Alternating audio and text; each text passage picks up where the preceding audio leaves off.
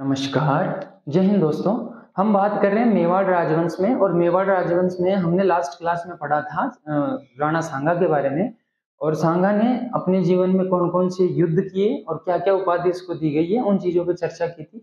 आज हम बात करेंगे कि राणा सांगा ने पाती परवन जारी की थी, जिसके अंदर सभी राजाओं को बुलाया था कि मैं विदेशी सत्ता के खिलाफ लड़ने जा रहा हूँ, तो आप मेरा सहयोग कीजिए। तो आज हम उनके बारे में देखते हैं कि किन किन राजाओं ने सहयोग किया। इन सभी रियासतों ने राणा सांगा का सहयोग किया था खानवा के युद्ध में, जब इसने पाती परवन जारी की थी कि मैं बाहरी आक्रमणकारी के खिलाफ लड़ रहा हूं, तो आप मेरा सहयोग कीजिए। तो सभी राजपूत रियासतों ने, और राजपूत रियासत और जो भी उस टाइम मुस्लिम रियासतें थी, उन्होंने भी राणा सांगा का सहयोग किया था। लेकिन कुछ कारण थे जिसके कारण इसकी खानवा युद्ध में इसकी हार होती है। इसमें एक कारण तो ये बताया जाता है कि नागौर का खानजादा और रायसेन से सहेल्दी कंवर बाबर की तरफ मिल जाते हैं बीच युद्ध के अंदर। एक कारण तो ये बताते हैं, लेकिन और कई कारण थे जिसके कारण राणा सांगा खानवा युद्ध में हार जाता है। जिसमें सबसे बड़ा प्रमुख कारण ये है कि बयाना के युद्ध के बाद ये इसको बाबर को तैयारी करने का टाइम दे देता है 1 महीने का, क्योंकि बयाना और खानवा के युद्ध में 1 महीने का गैप है, और इस 1 महीने के अंदर बाबर अपनी पूरी तैयारी कर लेता है, जो सबसे इम्पोर्टेंट कारण है इसके हार का। लेकिन तो देखते हैं कि किस किस ने पार्टिसिपेट किया। राणा सांगा के सहयोगी हैं ये महमूद लोधी, ये इब्राहिम लोधी का भाई है महमूद लोधी। अलवर से आया सनखा मेवाती, आमेर से पृथ्वीराज, बीकानेर से कल्याणमल, रावजेत सिंह का पुत्र कल्याणमल, जोधपुर से मालदेव गंगा का पुत्र, चंदेरी से आए मैदिनी राय, वांगड़ से रावत उदय सिंह, सिरोही से अखीराज, सादड़ी से आया झालाजा, ईडर से भारमल, ये भारमल अपने जयपुर वाला नहीं है, ईडर से आया भारमल, सादड़ी से झालाजा, मेड़ता से वीरम देव आया, जगनेर यूपी से अशोक परमार। ये अशोक परमार यही है जिसको सांगा बिजोलिया की जागीर देते हैं, बिजोलिया की जागीर देंगे राणा सांगा जगनेर के अशोक परमार को। नागौर से आए खानजादा, गोगुंदा से झाला सज्जा, देवलिया से बाग सिंह। गोगुंदा की झाला सज्जा, जब राणा सांगा युद्ध में घायल हो जाएंगे तो गोगुंदा की जो झाला सज्जा है, यही मेवाड़ का राज चिन्ह धारण करके युद्ध में डटे रहेंगे। देवलिया के बाग सिंह, सलूम्बर से आए रतन सिंह चूड़ावत, ये रतन सिंह चूड़ावत चूड़ा का ही वंशज है। इसके मना करने के बाद ही झाला सज्जा मेवाड़ का राज चिन्ह धारण करेगा। और रायसेन से आए सहेल्दी तंवर, रायसेन से सहेल्दी तंवर, और नागौर से खानजादा। इन दोनों को एक युद्ध में हार का कारण बताते हैं कि ये दोनों नागौर से खानजादा और रायसेन सहेल्दी तंवर बाबर की तरफ मिल जाते हैं बीच युद्ध के अंदर। तो ये थी रियासतें जो राणा सांगा के साथ थी खानवा के युद्ध में। ठीक है, इन सबको मिलाकर टोड क्या कहता है? तो यहां से भाई सीधा सीधा क्वेश्चन आता है कि निम्न में से सांगा के साथ किस रियासत ने खानवा युद्ध में भाग नहीं लिया था, निम्न में से किसने लिया था? तो ये सारी चीजें याद होनी चाहिए। बड़े एग्जाम होते हैं आरएएस लेवल के, उसके अंदर यहीं से क्वेश्चन सीधा सीधा पूछा जाता है। बाकी राजस्थान पुलिस वगैरह में तो अभी तक तो पूछा नहीं गया है, आगे देखो, क्योंकि क्वेश्चन बचते ही नहीं है ना, लगभग सब कवर हो गए। तो अब अंदर जाएंगे डीपली जाएंगे तो ये चीजें भी पूछी जाएंगी। अब टोड जी क्या कहते हैं? टोड के अनुसार टोड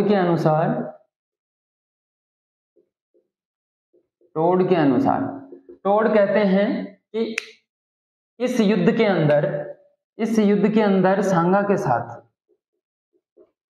सबको जोड़ के बड़े बड़े 7 राजा, 9 राव और 104 सरदार, राणा सांगा के साथ इस युद्ध में बड़े बड़े 7 राजा, 9 राव और 104 सरदार थे। ठीक है, ये टोड के अनुसार, टोड कहता है ये बात कि सांगा के साथ इस युद्ध में बड़ी बड़ी रियासतें और 7 राजा, 9 राव और 104 सरदार साथ थे। इसके बाद बाबर कहता है बाबरनामा में, बाबरनामा में ये कहता है कि इस समय सांगा के साथ 2,20,000 सेना थी। लेकिन ये जचने वाली बात नहीं है।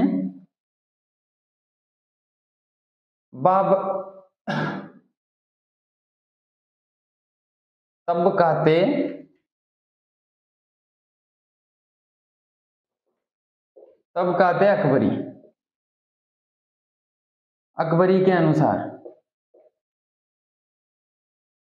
अनुसार ये बताता है कि इस समय सांगा के साथ 1,20,000 सेना थी। तो ये बात जचने वाली है कि 1,20,000 सेना होगी, क्योंकि इतनी रियासतें एक साथ लड़ने गए थे तो 1,20,000 के आसपास सेना होगी। लेकिन 2,20,000 बहुत ज्यादा हो जाती है। ठीक है, तो टोड के अनुसार सांगा के साथ 7 राजा, 9 राव, 104 सरदार गए युद्ध के अंदर। बाबरनामा में 2,20,000 सेना बताई जाती है, जबकि तबकाते अकबरी में 1,20,000। ठीक है,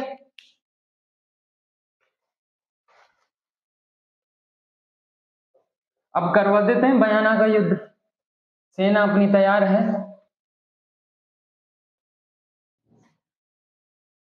अब करवाते हैं बयाना का युद्ध। इन सबको लेकर सांगा जाता है बयाना, भरतपुर। बयाना का युद्ध, एक्चुअल डेट याद करना जरूरी है, क्योंकि बयाना और खानवा इनकी अब तक जब भी क्वेश्चन इनसे आया तो इनकी एक्चुअल डेट ही पूछी है। तो बयाना का युद्ध 16 फरवरी 1527, 16 फरवरी 1527 को लड़ा गया था बयाना का युद्ध। अब देखो यहाँ पे इसने आसानी से जीत लिया बयाना का युद्ध आसानी से राणा सांगा ने जीत लिया। बाबर का सेनापति था यहाँ पे, उसको हरा के और भेज दिया। लेकिन बाबर को पता तो था कि कभी ना कभी आक्रमण तो जरूर करेगा सांगा, और जब तक मैं सांगा को हरा नहीं देता तब तक मैं भारत में स्थायी भी नहीं हूं। तो ये चीज तो उसके दिमाग में चल रही थी पहले से। तो आक्रमण तो करेगा, ये तो कंफर्म था कि बाबर सांगा पे आक्रमण तो करेगा, इसको हराने की कोशिश करेगा, क्योंकि उस समय सांगा सबसे शक्तिशाली राजा है। ठीक है, जिसके साथ इतनी बड़ी सेना आ सकती है, सारे राजपूत एक साथ हो सकते हैं, तो वो कुछ भी कर सकता है। ठीक है, और बाबर ने खुद भी कहा है ये कि गुजरात, मालवा, इनमें से गुजरात, मालवा और दिल्ली में से कोई भी राणा सांगा को नहीं हरा सकता था। ये बात खुद बाबर ने कही है। ठीक है, अब 16 फरवरी 1527 ये युद्ध जीत लिया। अब करेगा ये खानवा का युद्ध, और इसकी सबसे बड़ी मिस्टेक यही होती है, खानवा का युद्ध। खानवा के युद्ध शुरू करता है 17 मार्च 1527। अब ये जो एक महीने का गैप दिया है, यही इसकी हार का सबसे बड़ा कारण था। अगर सांगा यहां से सीधा, बयाना से सीधा ये बाबर पे अटैक कर देता तो सांगा की जीत निश्चित थी। लेकिन एक महीने बीच में ये रुक गया, तो उसमें उसकी सेना का मनोबल भी टूट गया, और एक महीने तक 1,20,000 सेना को इकट्ठा एक जगह रखना बहुत बड़ी बात होती है। तो सेना का जोश भी ठंडा हो गया, और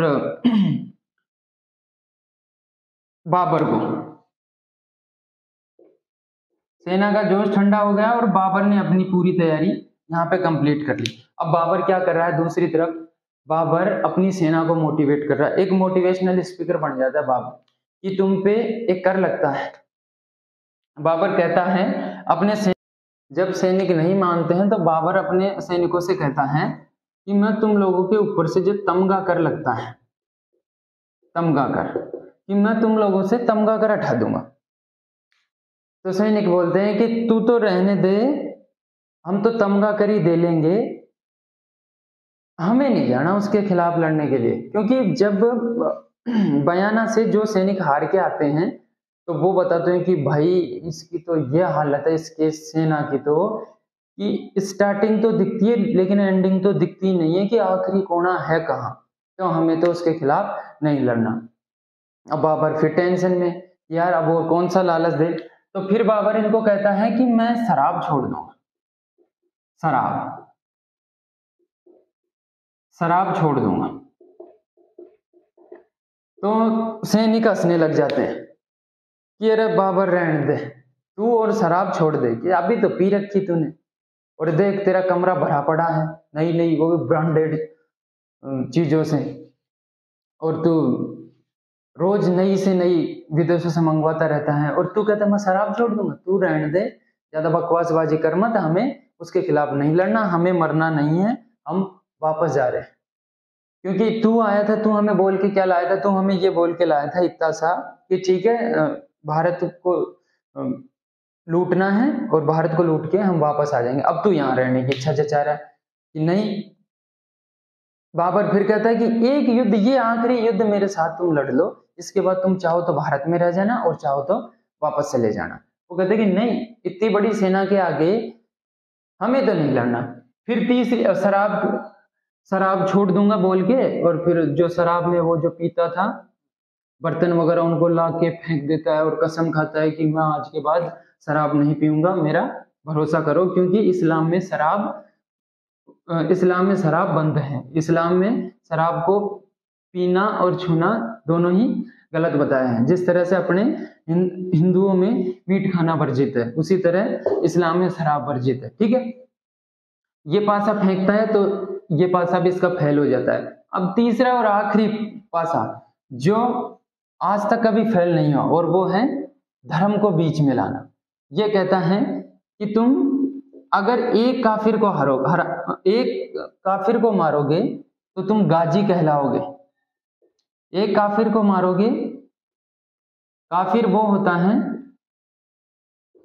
जो इस्लाम का ना हो, दूसरे धर्म का काफिर, इनकी भाषा में काफिर है।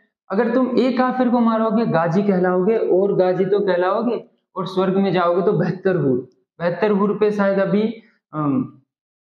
पिछले कुछ दिनों पहले एक चर्चा में भी था, ट्विटर पर ट्रेंड था एक वीडियो जिसमें 72 हुरों की बात हुई थी।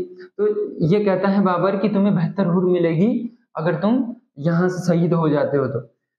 अब जब धर्म की बात आ जाती है तो लोग हो जाते हैं अंधे। अब बाबर इसे धर्म युद्ध घोषित कर देता है। धर्म युद्ध, इसको धर्म युद्ध जिहाद घोषित कर देता है। अपनी भाषा में धर्म युद्ध और इनकी भाषा में जिहाद। बाबर इसको जिहाद घोषित कर देता है कि अरे मैं लड़ने वड़ने नहीं जा रहा, और मेरा ऐसा कोई इंटेंशन नहीं है कि मैं भारत में रहूं। मैं तो यहाँ पे इस्लाम की स्थापना करना चाह रहा हूँ, और मैं जा रहा हूँ लड़ने के लिए, और मैं जा रहा हूँ काफिरों को मारने के लिए, और मैं जिहाद करने जा रहा हूँ। अगर तुम्हें आना हो तो मेरे साथ आओ, और नहीं आना हो तो मत आओ, मैं जा रहा हूँ। ये बोल के बाबर यहाँ से निकलता है। जब धर्म की बात आती है, जिहाद की बात आती है, तो सैनिक भी तैयार हो जाते हैं कि चल ठीक है, अब तू मरने जा रहा, मरना तो वैसे भी ठीक है, हम भी तेरे साथ चलते हैं, और सैनिक इसके साथ हो जाते हैं। और अब बाबर रवाना हो रहा है खानवा। अब करवाते हैं इनका खानवा में मिलन। सांगा आ जाता है खानवा, और बाबर भी पहुंच जाता है खानवा। अब करवाते हैं खानवा का युद्ध। क्या क्या होता है, क्या क्या परिणाम निकलते हैं, और दीर्घकालिक परिणाम निकलेंगे इस युद्ध से। खानवा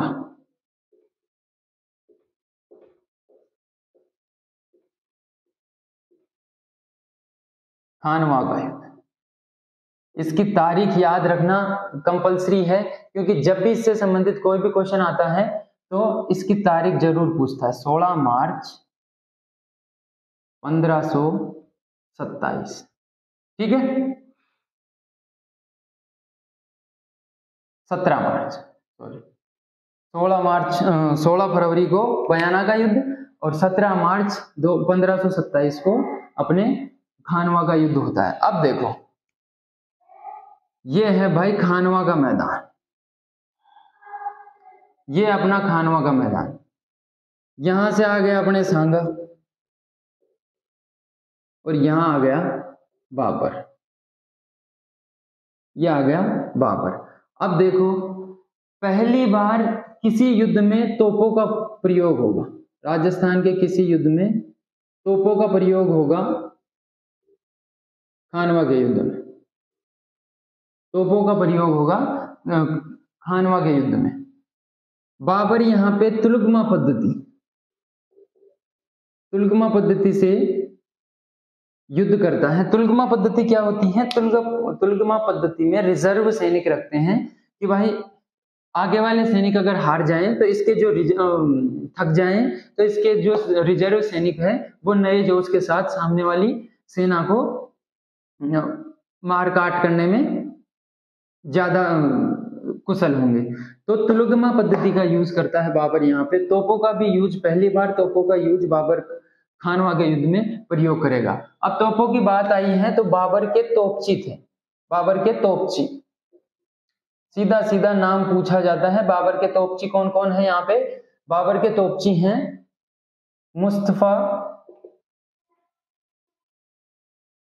मुस्तफा रूमी व उस्ताद अली। बाबर के तोपची कौन है? मुस्तफा रूमी व उस्ताद अली तोपची हैं। और अब बाबर की सेना का नेतृत्व तुलगमा पद्धति में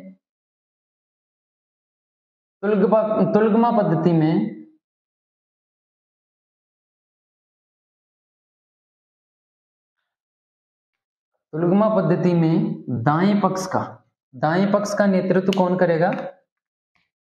दाएं पक्ष का नेतृत्व कर रहा है मलिक कासिम और बाबा कसका। और दूसरी तरफ बाईं तरफ इसका नेतृत्व कर रहा है,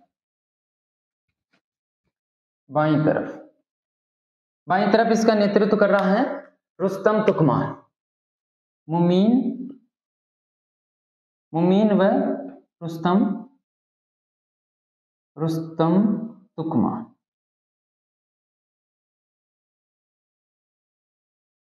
बाबर पहली बार तोपों का प्रयोग कर रहा खानवा के युद्ध में। बाबर पहली बार तोपों का प्रयोग कर रहा खानवा के युद्ध में। राजस्थान के इससे पहले किसी युद्ध में तोपों का प्रयोग नहीं किया गया। बाबर ने तोपों का प्रयोग किया है इस युद्ध में। इसके तोपची, फेमस तोपची हैं मुस्तफा रूमी व उस्ताद अली। तुलगमा पद्धति का भी प्रयोग कर रहा है राजा बाबर, जिसमें दाएं पक्ष का नेतृत्व करता है मलिक कासिम और बाबा कसका, और बाईं पक्ष का नेतृत्व कर रहा है मुमीन व रुस्तम तुकमान। ये है बाबर की सिटिंग, किस हिसाब से बिठा रखा है और किस हिसाब से युद्ध के लिए आ रहा है। अब देखो अपने सांगा में मुस्लिम सेनापति कौन है? मुस्लिम सेनापति हैं अपने हसन खां मेवाती। और सांगा की तरफ से लड़ने वाला मुस्लिम सेनापति कौन है? सांगा की तरफ से हसन खां मेवाती। अब भाई युद्ध होता है शुरू, भयंकर वाला। इधर से आते हैं अपने सांगा और इधर से अपने बाबर। दोनों में भयंकर युद्ध शुरू हो जाता है। पहला पड़ाव सांगा के नाम रहता है। पहले पड़ाव में सांगा एक तरह से विजयी हो जाता है। और जब ये चीज देखता है बाबर कि साले मारे जाएंगे यहाँ, तो जब ये चीज नोटिस करता है कि इतना बुरी तरह से राजपूत इधर से इतनी बुरी तरह से बाबर के सेना को काट रहे हैं कि बाबर देख के भौचक्का रह जाता है। और फिर अपने जो तुलगमा में इसने सेट कर रखे थे रिजर्व, उनको भेजता है कि इनको तुम किस चीज का वेट कर रहे हो, आगे आ जाओ। दोनों तरफ से, दाएं और बाएं तरफ से फिर इनको घेर लेते हैं सांगा की सेना को। और जब ये चीज देखता है सांगा कि अपना पल्ला हार की तरफ हो रहा है, तो सांगा खुद युद्ध के अंदर आ जाता है बीच में। पहले साइड में खड़ा था, अब इसके पास कोई रिजर्व सेना नहीं है, इसके साथ जो है वो एक साथ चल रहे हैं। सांगा आ जाता है खुद युद्ध में। सांगा बीच युद्ध में आ जाता है तो सांगा के एक तीर आता है और वो बेहोश हो जाता है और अपने हाथी से नीचे गिर जाता है। पहले के युद्ध हाथियों और घोड़ों पे लड़े जाते थे, तो जो राजा होता वो हाथी पे बैठा रहता था, तो दूर से दिखने में साफ साफ दिख जाता था कि हाँ राजा आ गया, तो उस पर आक्रमण करना सिंपल होता। तो इस पे तीर आया और सांगा को वो तीर लगा और सांगा बेहोश होके नीचे गिर गया। जब ये चीज सांगा की सेना में पता चली कि राणा जी तो नीचे गिर गए, अगर राणा जी नहीं दिखे तो अपनी सेना वैसे भाग जाएगी कि राणा मारा गया, और बाबर वैसे हावी हो जाएगा कि हाँ भाई मैंने मार दिया, ये जीत लिया, तो क्या किया जाए। तो यहाँ पे इसके सरदार, सांगा के सरदार रतन सिंह चूड़ावत को बोलते हैं कि ये तो तेरे परिवार का ही तो मैटर है, फटाफट ऐसा कर सांगा का राज चिन्ह तू धारण कर ले। रतन सिंह फिर वही बात दोहराता है कि नहीं भाई मैं तो नहीं कर रहा राज चिन्ह धारण। भाई क्यों? क्योंकि मेरे तो पुरखों ने किसी टाइम कसम खाई थी कि हम ना तो मेवाड़ की राजगद्दी पे बैठेंगे और ना उसका राज चिन्ह धारण करेंगे। रतन सिंह चूड़ावत ने मना कर दिया। रतन सिंह चूड़ावत के मना करने के बाद झाला सज्जा गोगुंदा के झाला सज्जा राज चिन्ह, गोगुंदा के झाला सज्जा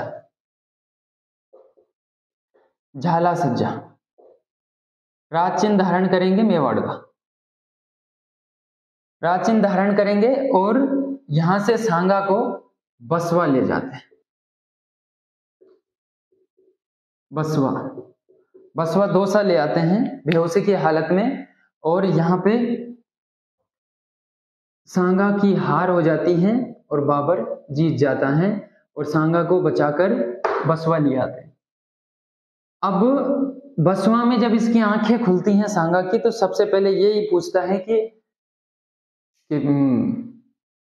मालदेव कहाँ है, चंदेरी के मेदिनी राय कहाँ हैं, मतलब राजाओं के जो भी रियासतों से जो राजा आए थे उनके बारे में पूछता है कि भाई, तो ये सरदार बोलते हैं कि हम युद्ध हार गए और सब मारे गए, अब गिने चुने कुछ जो हैं हम बच रहे हैं, और आपको तीर लगा था तो हम आपको बचाकर यहाँ ले आए, अब युद्ध के बारे में थोड़े दिन सोचो मत। लेकिन ये तो सांगा तो वैसे ही भगनावेश है, आजीवन सेनापति का रोल निभाता, तो ये कहता नहीं मैं तो युद्ध लड़ने जाऊंगा। तो इसको समझा बुझाकर रोक लिया जाता है कि तू रुक जा, बाबर जीत गया है और अपन हार गए हैं, तो थोड़े दिन रुक जा, अपन वापस मेवाड़ चलते हैं और वहां से फिर दोबारा से नई आप रहोगे तो दोबारा से नई सेना का गठन करके अपन वापस युद्ध कर लेंगे। लेकिन सांगा नहीं मानता है, मेवाड़ नहीं जाता है और सांगा यहीं रुक जाता है बसवा। अब देखो इधर बाबर क्या कर रहा है, बाबर आदत से मजबूर। बाबर इस युद्ध की विजय के बाद गाजी की उपाधि धारण करता है, और जितने भी राजपूत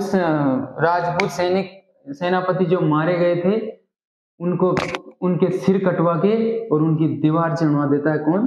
बाबर। ये इनकी हकीकत थी मुगलों की। किसी भी युद्ध को उठा के देख लो, इनके गर्दन कटवाई है, उनकी दीवारें चिनवाई हैं और बर्बरता के साथ लूटा है लोगों को। तो गाजी की उपाधि धारण करता है बाबर किस युद्ध के बाद? खानवा के युद्ध के बाद। तो बाबर अब अपना हो गया विजयी और बसवा में बैठा है कौन? अपने सांगा। बाबर की इतनी हालत खराब हो जाती है कि ये वापस आगरा चला जाता है। यहां से इस युद्ध की विजय के बाद मेवाड़ तक भी ये नहीं पहुंच पाता है। लूटपाट मचाते हैं और लोगों की दीवार चुनवा देते हैं, सिर काट काट के। इतने लोग मारे गए थे। अब बसवा से धीरे धीरे ये ठीक हो रहा है, धीरे धीरे सांगा अब कहाँ है? बसवा में। सांगा बसवा में है, बसवा से ये जाता है रणथंभौर, कुछ दिन रणथंभौर रहता है, कुछ दिन रणथंभौर रहता है। और रणथंभौर के बाद इसको एक सूचना मिलती है कि चंदेरी के मेदिनी राय पर बाबर आक्रमण कर रहा है, और सांगा सोचता है कि अपने को उसको बचाने चलना चाहिए। इस हालत में भी घायल है, रणथंभौर से जब सूचना मिलती है कि चंदेरी के मेदिनी राय पर आक्रमण कर रहा है बाबर, तो ये इसके खिलाफ लड़ने के लिए चल देता है। मेदिनी राय के साथ लड़ने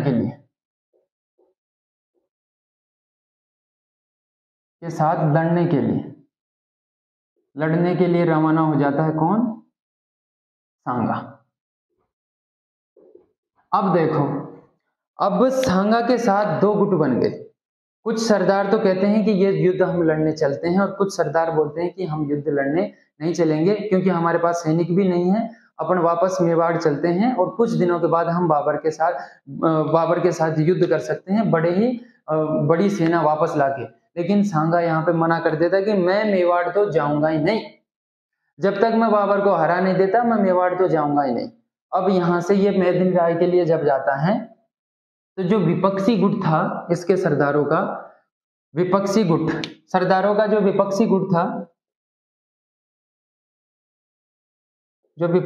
था, वो सांगा को दे देते हैं जहर। सांगा को दे देते हैं जहर कालपी में। कालपी कहाँ पड़ता है? एमपी। कालपी में सांगा को दे देते हैं जहर, और सांगा जहर के कारण सांगा मारा जाता है।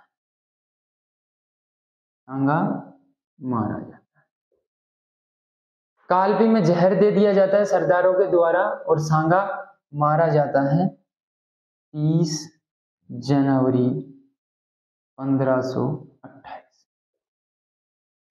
कुछ सरदारों के द्वारा सांगा को, ऐसा कहा जाता है कि कुछ सरदारों के द्वारा सांगा को जहर दे दिया जाता है और सांगा मारा जाता है। 30 जनवरी 1528 को सांगा मर जाता है। अपने सांगा जी हो गए हैं शहीद। अब मेवाड़ का नया उत्तराधिकारी आएगा। अब देखो परिणाम देखते हैं। पहला तो इसके हारने के पीछे क्या कारण थे?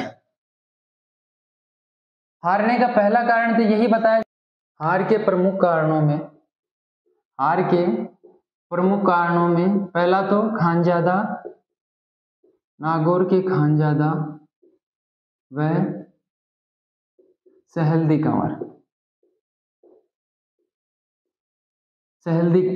तंवर बीच युद्ध के अंदर अकबर की तरफ मिल जाते हैं। लेकिन ये बात जमने वाली नहीं है, क्योंकि ये उस समय बाबर की तरफ मिलते हैं जिस समय उनको बिल्कुल साफ हो गया था कि सांगा की हार होगी। उस समय ये बाबर की तरफ मिल जाते हैं। दूसरा कारण समय, जो 1 महीने का समय ये इसको देता है, 1 महीने का समय बाबर को देता है। उस समय बाबर अपनी पूरी तैयारियां कर लेता है। जो मुख्य कारण समय ही है। अगर वो समय नहीं देता और सीधा चला जाता सांगा यहाँ पे बयाना के बाद सीधा अगर युद्ध करने के लिए चला जाता बाबर से, तो 100% सांगा विजयी होता। लेकिन 1 महीने का जो टाइम दिया था उसके अंदर बाबर ने अपनी पूरी तैयारी कर ली, और जो हार का मुख्य कारण था। और अगर बात करें तो तोपों के कारण भी, तो पहली बार अपने राजस्थान की सेना ने तो पहली बार देखा था कि तोप क्या, उनको ये पता था कि हाँ आग उगलने वाला कोई हथियार है, लेकिन इस तरह से तोप चलती हैं और ऐसे आग उगलती, ये पहली बार देखा था। और तुलगमा पद्धति, ये कुछ मुख्य कारण थे इसकी खानवा युद्ध की हार के। अब इसके परिणाम क्या निकले? परिणाम में पहला और इंपॉर्टेंट जो है बाबर का स्थायित्व।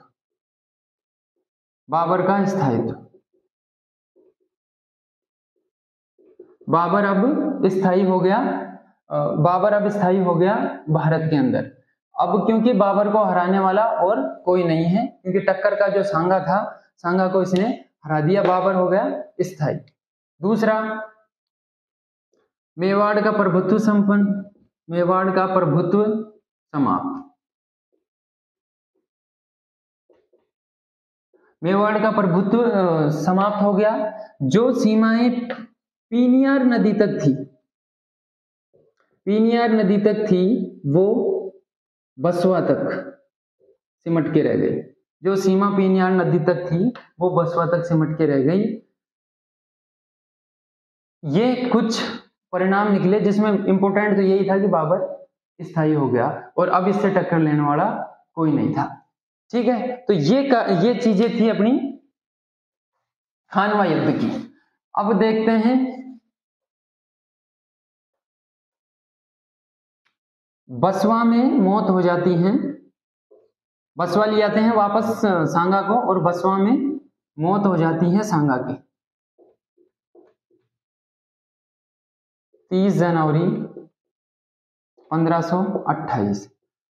30 जनवरी 1528 को सांगा की मृत्यु हो जाती है बसवा के अंदर। अब देखो कंफ्यूजिंग वाली चीज जो है ये है, एक तो इसकी छतरी, दूसरा इसका स्मारक। सांगा का स्मारक तो कहाँ है? सांगा का स्मारक, सांगा का स्मारक तो है बसवा दौसा में, बसवा दौसा।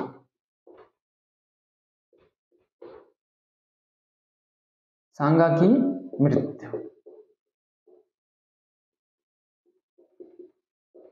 बसवा दौसा में 30 जनवरी 1528 को सांगा का स्मारक है बसवा दौसा में, और सांगा की छतरी, सांगा का अंतिम संस्कार, अंतिम संस्कार, अंतिम संस्कार मांडलगढ़, मांडलगढ़ भीलवाड़ा में किया गया। और यहीं पे मांडलगढ़ में ही सांगा की छतरी है। सांगा की छतरी कहाँ है? मांडलगढ़ भीलवाड़ा में सांगा की छतरी है, जो अशोक परमार ने बनवाई थी। अशोक परमार, अशोक परमार ने बनवाई थी। ये अपने सांगा जी समाप्त हुए, खानवा युद्ध सांगा हार गया, बाबर स्थायी हो गया, तोपों का काम भी हो गया और तुलगमा पद्धति भी सीख ली। अब आगे आने वाले युद्धों में अपने जो राजा हैं वो भी तुलगमा पद्धति का यूज करेंगे। और इस समय अब इसमें काम की चीज ये है कि स्मारक और छतरी में कंफ्यूज कर देता है कई बार। तो सांगा का स्मारक है बसवा दौसा में और सांगा की छतरी है मांडलगढ़ भीलवाड़ा में। अब इससे संबंधित जो भी क्वेश्चन बनते हैं वो सभी टेलीग्राम चैनल पे आपको मिल जाएंगे, और टेलीग्राम चैनल का लिंक वीडियो के डिस्क्रिप्शन में है। और इसके बाद नए राणा आएंगे मेवाड़ के, उनके बारे में हम बात करेंगे। ठीक है, तो इसके बाद देखते हैं नेक्स्ट क्लास में। धन्यवाद।